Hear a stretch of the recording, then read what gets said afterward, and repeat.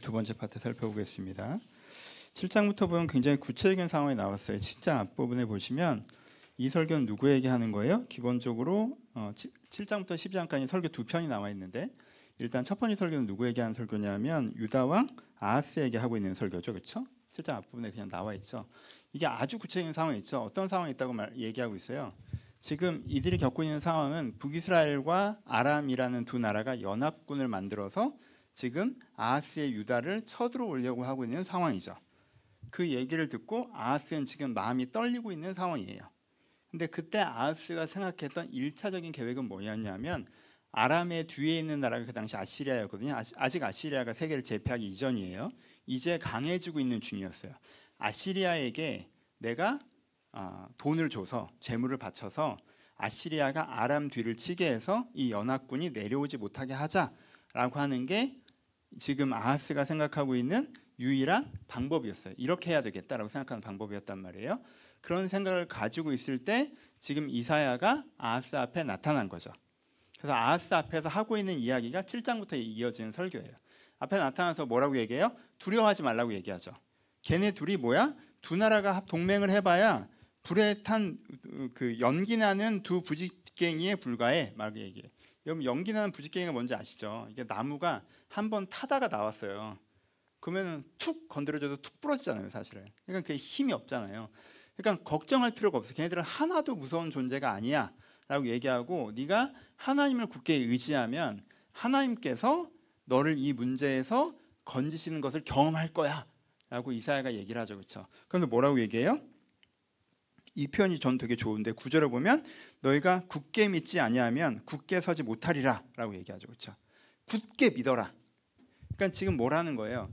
여기서 내가 서 있는 건 아까 얘기해서 첫 번째 1장에서 6장에서는 일반론적인 얘기였다면, 그 사람이 삶의 전반의 문제였다면, 여기서는 구체적인 상황이 있잖아요. 그렇죠? 어떤 어려움이라는 게 있는 거죠. 그렇죠?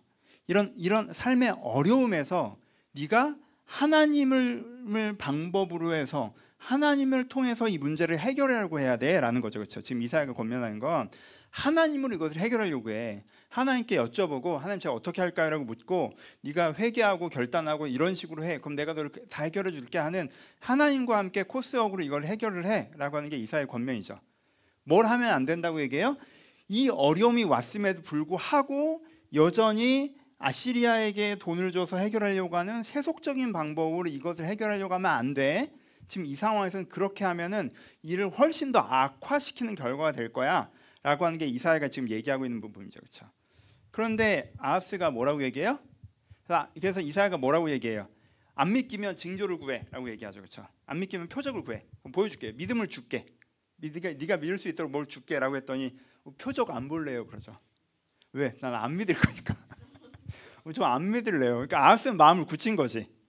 아하스는 아시리아에게 의탁하기로 마음을 굳혔어요. 외교적으로 이걸 해결하기로 마음을 굳혔다고. 뭐 하나님의 방법 이런 구름 잡는 얘기는 싫단 말이야.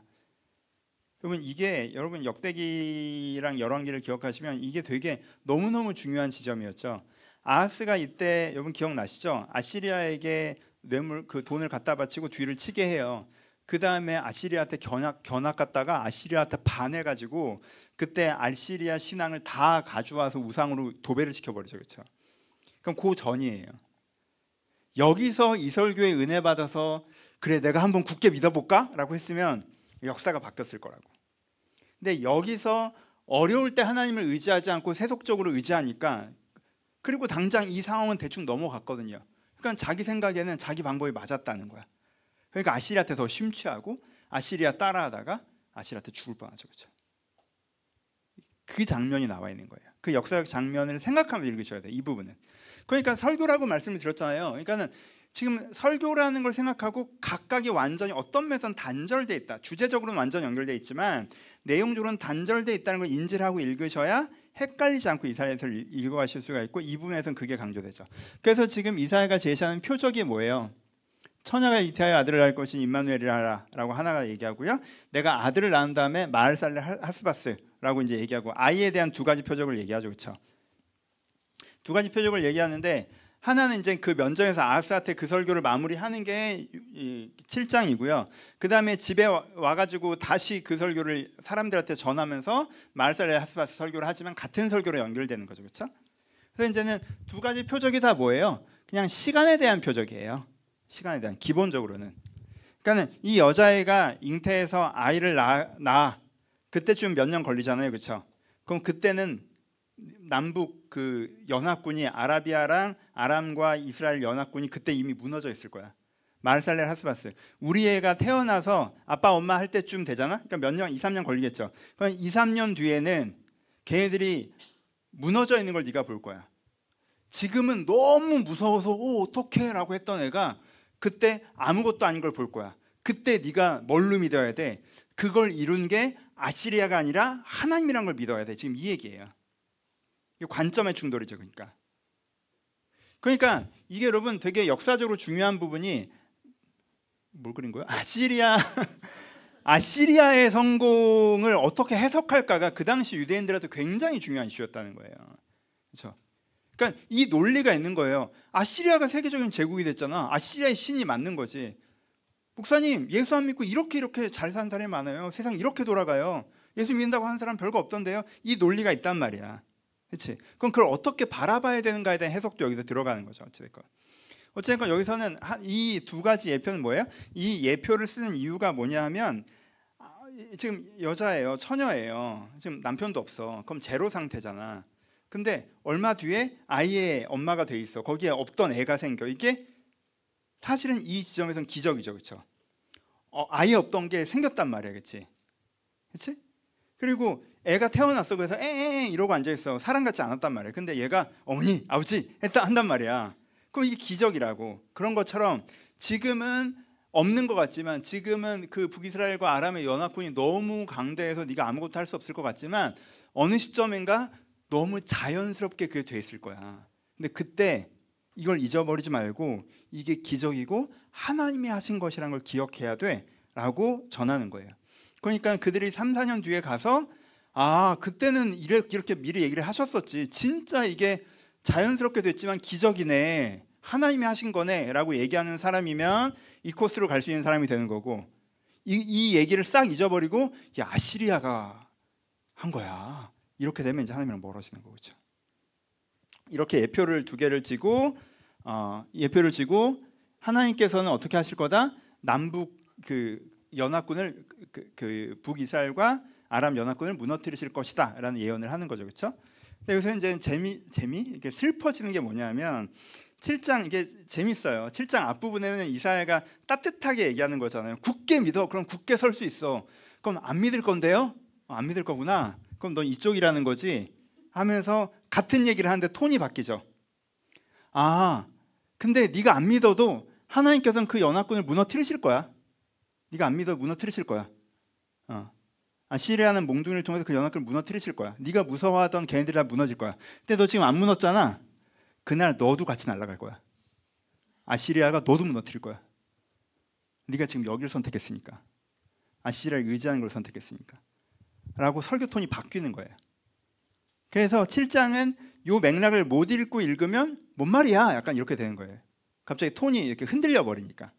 같은 대상으로 얘기하지만 이렇게 되는 거죠. 그렇죠?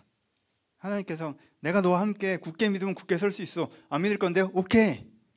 내 일은 이루어지만 너는 거기 참여를 안 하겠구나. 이렇게 되는 거란 말이에요. 그렇죠?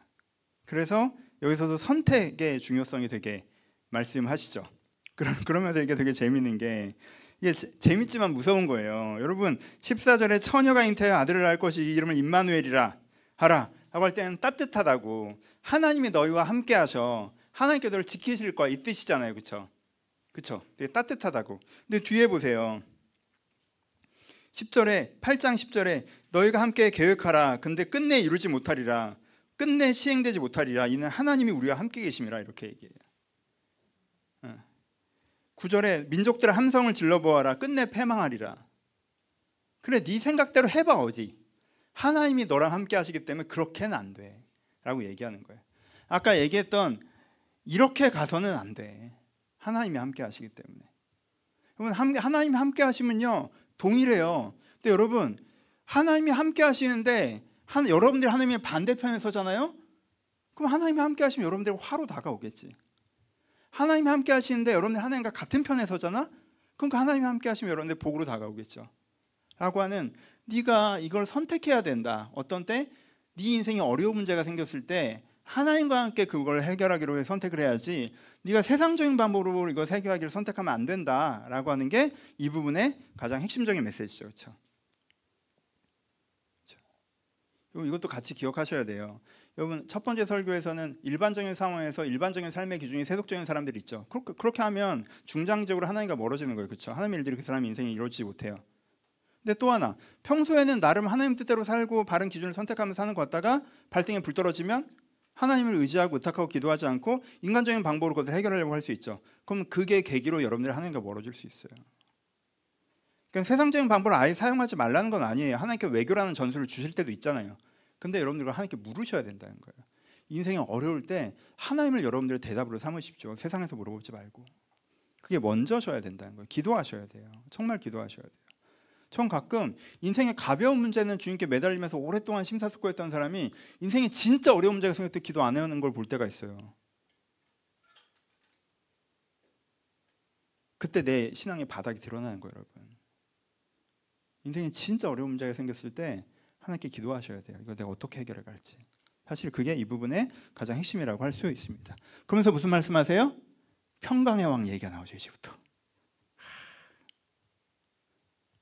이렇게 가더라도 어떻게 할 거다? 이게 결론 절대 아니야. 결론 절대 아니야. 거기에 하나님께서 평강의 왕을 세우실 거야. 지금 여러분, 지금 여기서 보세요. 이 왕의 메시지가 어떻게 느껴질지. 지금 뭐가 문제예요? 아하스라는 그지 같은 왕이 있죠. 아하스라는 그지 같은 왕이 잘못된 선택을 하고 있잖아요. 그렇죠? 그래서 어려운 상황이 닥칠 거예요. 근데 여러분들이 그 시대에 서 있는 개인이라고 생각해 봅시다. 여러분들은 신실한 이사야야. 이사야의 제자야. 예수 잘 믿는 사람이야. 근데 가난한 평범한 소시민이죠. 근데 아하스가 그지 같은 선택을 해서 대가 상황도 무너져 내리잖아요. 그렇지? 근데 그때 내가 갖고 있는 소망은 뭐예요? 하나님께서 나도 지키고 돌보시고 결국 평강의 왕을 세우셔서 하나님 나라를 여기 회복하실 것이다 라는 소망이 있는 거죠. 그렇죠? 그래서 결국 이거는 나중에 예수 그리스도까지 연결되죠. 그렇죠? 그리고 이제 특정한 왕을 생각하시는 것도 있지만 하나님 나라를 결국 회복하시는 방향성이라는 것을 기억하실 필요가 있어요. 그 다음에 이제 9장 후반부로 가면 8절부터 두 번째 설교의 파트 2가 시작돼요. 그래서 설교는 대상이 바뀌어버려요. 여기서 이제까지 아하스의 유다를 향해서 설교한 거였잖아요. 근데 아하스의 유다에 대한 설교를 마무리하는 듯 하면서 어디로 가요? 평강의 왕 설교로 엔딩을 친 거예요. 그래, 어려움이 있을 거야. 너희 가운데 하나님을 선택하면 너무 좋아. 보이잖아요. 여러분, 계속 반복이지만 이 구조가 머리에 들어. 하나님을 선택하면 너무 좋아. 굳게 믿으면 굳게 설 거야. 이걸 선택할 거야? 소리를 질러보아라. 되지 않을 거야. 하지만 여긴 끝이 아니야. 평강의 왕이 너를 회복하실 거야. 이 얘기를 하는 거잖아요. 그렇죠? 이걸 유다에게 하고 나서 보니까 옆에 누가 있어? 똑같은 애 하나 더 있지. 누구? 북이스라엘이 있는 거야. 그러니까 얘한테 이제 얘기가 시작되는 거죠. 그래서 얘를 보면서는 진짜 이게 여러분 되게 중요한 이게 여러분 큐티적으로 되게 중요한 주제가 나와요. 북이스라엘을 보시면서 좀 니네는 진짜, 근데 북이스라엘 때 뭐라고 얘기해요? 니네는 계속 이 선택을 하니까 이렇게 될 거야. 하지만 하나님께 이렇게 회복시키겠지라는 요 3단계를 얘기하죠. 그렇죠? 요건 별로 들어가지도 않아요. 요 3단계가 딱 나와요. 니네는 한결같이 이쪽이구나. 결과가 이럴 거야. 하지만 하나님께 회복시킬 거야. 이 얘기를 하는 거거든요. 이 얘기가 제일 중요해요. 회복의 얘기가 제일 중요해요. 소망이. 근데 여러분, 이 메시지를 지금 듣는 여러분들에게는 항상 뭘로 적용돼야 돼? 왜 돌아가? 여러분, 이사야서 읽으시면서 항상 내가 왜 돌아가지? 왜 돌아가 도대체? 지금 마음을 부드럽게 하셔야죠. 굳게 믿고 굳게 서시면 될 거 아니에요. 우리는 이렇게 돌아갈 이유가 없잖아요. 그렇죠? 그래서 이제 북이스라엘 문제점을 얘기하는데 10장 9장 8절부터 북이스라엘의 무슨 문제를 얘기하냐면 이들의 용기를 문제로 얘기하십니다. 이 용감한 것들 진짜. 뭐라고 얘기해요? 벽돌이 무너졌으나 우리가 다듬은 돌로 쌓고 뽕나무가 지켰으나 백향목으로 대신할 것이다. 우린 무너지나 무너지지 않는다. 뭐 이러는 거죠. 우린 이스라엘이야. 뭐 이러는 거예요. 자기에 대한 그 자부심, 신뢰, 용감함. 그렇죠? 막 용감함. 여러분, 회개가 대답이어야 되는 시기에 용기로 대답하지 마세요. 그거는요, 그냥 완고한 거예요. 잘못된 방향으로 가면서 용기를 내지 마세요. 그건 그냥 어리석은 거예요. 용감한 사람은요, 용기를 낼 때 자기가 멋있다라는 감정을 느낍니다. 멋있잖아. 여러분, 제가 정말 많이 울었던 영화가 있는데, 반지의 제왕 시리즈 보시다 보면 거기에 그 왕인 친구가 있는데, 왕이 될 뻔했던 친구죠. 하여튼 나중에 왕 된 친구가 있는데, 적군이 막 몰려오는데 미친 듯이 싸워. 원테이크로 가. 막 미친 듯이 싸워. 막 진짜 미친 듯이 막 숨이 차게 막 싸워. 근데 숨을 헐떡헐떡 거리는데, 좀 싸워서 좀 이겼는데 저기서 기마대가 막 적군이 막 뛰어와, 나를 향해서. 그러니까 그 사람이 이러더니 다시 칼을 딱 들어. 그 기마대를 향해서 혼자. 제가 막 보는데 막 눈물이 나. 막 그 용기. 그렇잖아. 인생은 그런 거 아니에요? 응? 끝없이 밀려오는 파도에도 내가 칼을 들고 서는 거잖아. 그래서 용기. 어리석은 거예요. 용감함에 속지 마세요. 세상엔 1차 가치가 있고요, 2차 가치가 있어요. 2차 가치는 뭐냐면요, 제대로 된 포인트에 있으면 너무 좋은 건데 여기 있을 게 아니면 되게 안 되는 거예요. 그런 것 중에 하나가 용기예요. 내가 용감하다는 것 자체로 자기를 고평가하시면 안 돼요. 얼마나 용감해 이 사람들. 나라가 무너져 내리고 있는데 뭐라고 얘기해? 벽돌이 무너져 우리는 다듬은 돌로 대신할 것이다. 우리는 더 큰 성공을 향해서 나아가는 것이다 라고 얘기하는데, 하나님이 걱정하지 마, 얘네들은 진짜 박살 날 거니까. 10절에 뭐라고 얘기해요? 불의한 법령을 만들며 불의한 말을 기록하며 가난한 자를 불공평하게 판결하며 내 백성의 권리를 박탈한.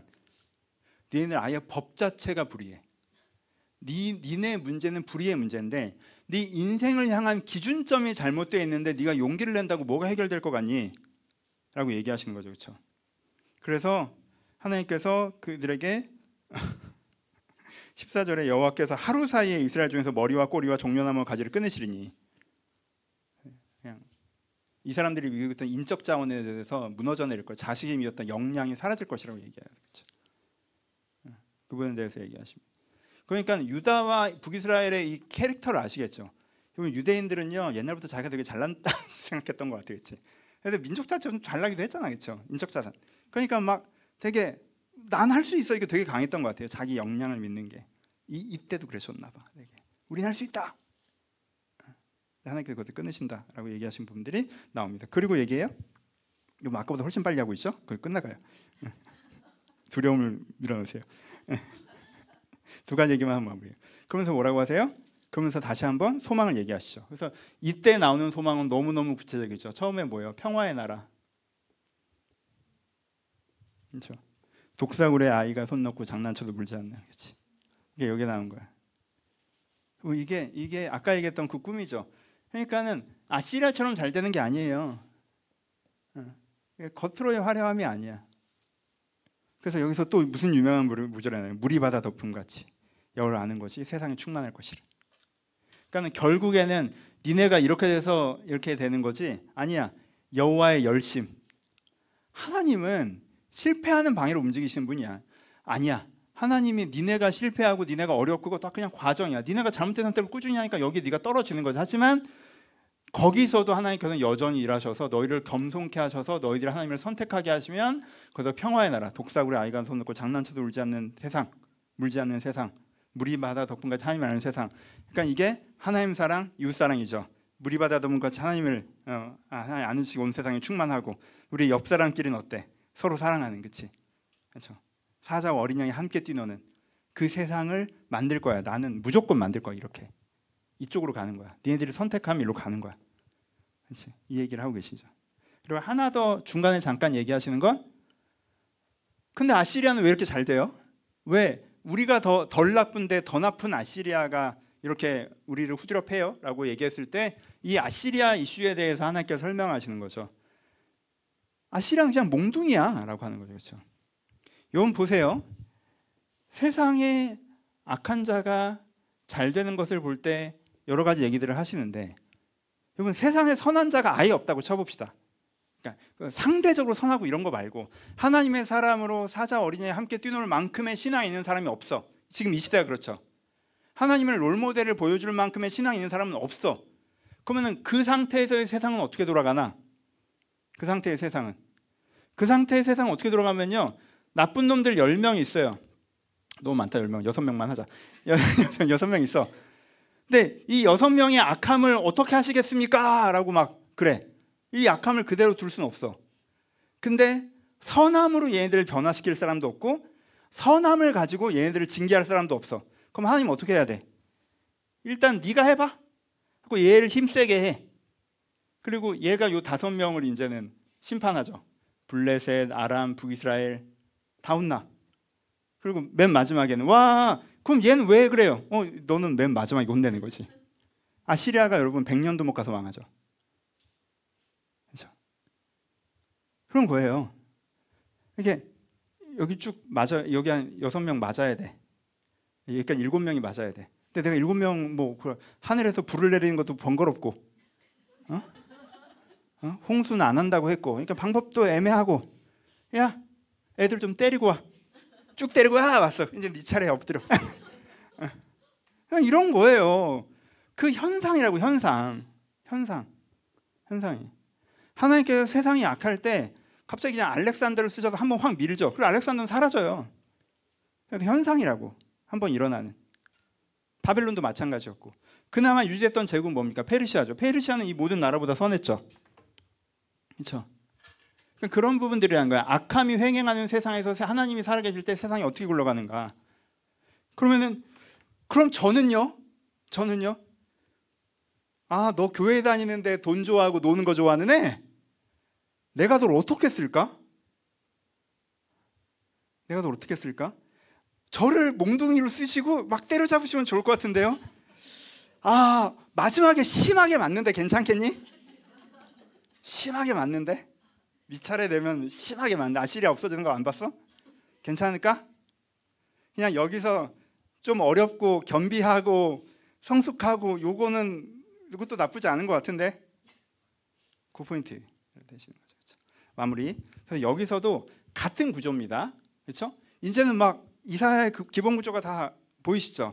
같은 구조예요. 여기가 이제 1단계예요. 이제는 구조가 좀 달라져요. 여기가 일단 가장 기본적인 핵심 구조 첫 번째예요. 그렇죠? 이 구조를 이해하시면 이제는 한 3분의 1은 이해하신 거예요. 근데 첫 번째는 뭐다? 일상적인 삶에서의 기준이고 오늘은 뭐다? 두 번째는 뭐다? 삶의 어려움에서의 기준이죠. 그렇죠? 인생의 어려움이 닥쳤을 때 여러분은 어떻게 선택하십니까? 그래서 여러분들이 결정하셔야 돼요. 이 구조를 가져가세요. 굳게 믿지 않으면 굳게 서지 못한다. 어려울 때 여러분들이 신앙을 입증하십시오. 어려울 때 주께 매달리세요.